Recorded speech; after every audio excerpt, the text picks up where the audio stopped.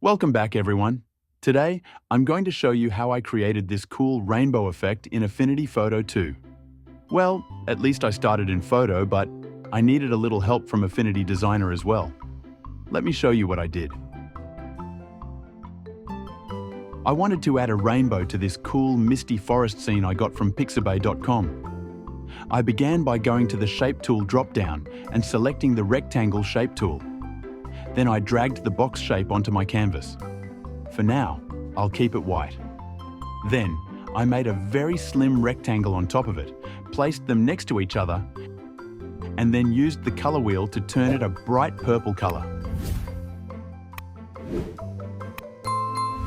Next, I clicked Command or Control-J to duplicate the layer.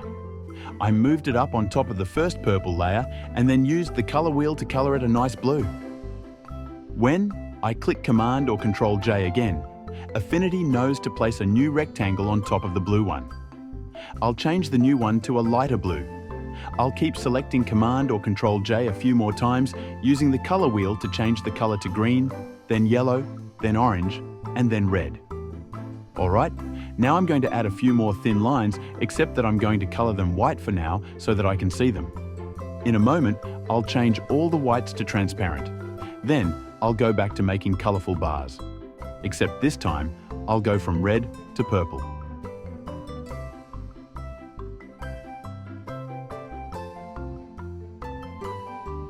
Okay. Next, I'll use the Move tool to click on all of these white bars while holding the Shift key. With them all selected, I'll go to the opacity slider under the color wheel and lower the opacity to 0 to make them all transparent. Then, I'll click on the big white rectangle and turn it transparent too. Now, I'll use the Move tool to drag an outline over all of the rectangles to select them all. Then, I can right-click on the layers and select Group to group them together in one layer. Okay, here's where I need to use Affinity Designer for a minute to do something I can't do in Affinity Photo. So, I'll go to File in the menu and select Open in Designer. If you have Designer installed, it should then open up your project in Designer. And here you go. Now, I'm in Designer.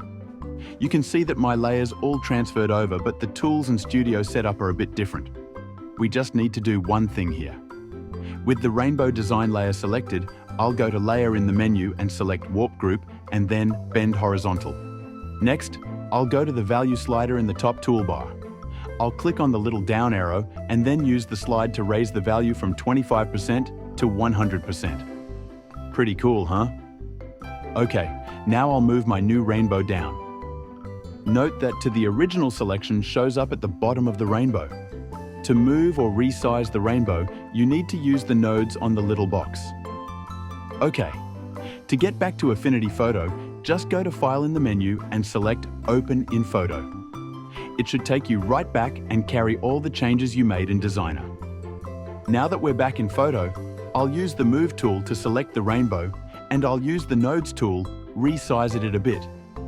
Then, I'll right-click on the layer and scroll down to Rasterize to put this into a single pixel layer. Then, I'll click on the Live Filters button at the bottom of the Layers panel and select Gaussian Blur. I'll move the slider to the right way up to about 80-ish pixels. This gives me a somewhat transparent gradient effect. Next, I'll right-click on the layer and select Rasterize again to put everything into a single pixel layer. Then, I'll go to the opacity slider at the top of the Layers panel and move it to the left a bit so the rainbow is even more transparent.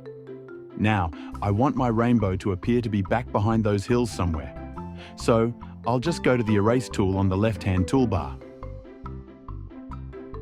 And, with the rainbow layer selected, I'll erase the parts I don't want.